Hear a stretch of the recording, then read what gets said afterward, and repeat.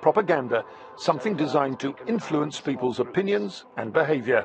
All states use propaganda, deploying words, monuments and images to tell stories that everyone's invited to sign up to. Propaganda has a bad name. It's what repressive regimes have used for centuries to glorify their leaders, motivate their citizens and demonise their enemies. Mr. Speaker, the big question this week is, can we believe what the Prime Minister says?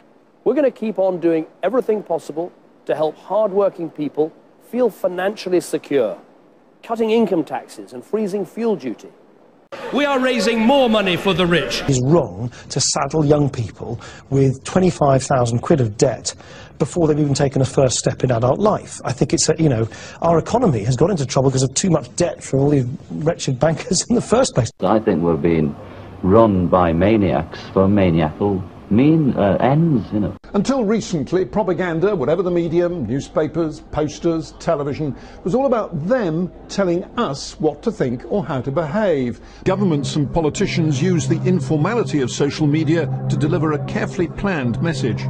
So we're in uncharted territory. We're governed by public relations.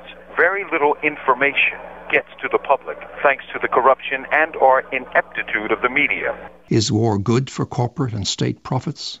Yes, it is. Do we have a conflict of interest here? Yes, we do.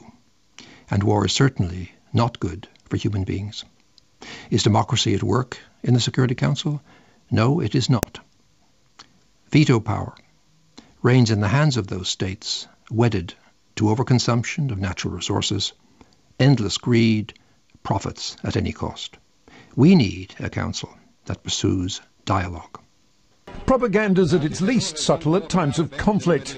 Perhaps one day modern efforts at propaganda will look as absurd as this. What we saw on the streets of London yesterday was completely unacceptable.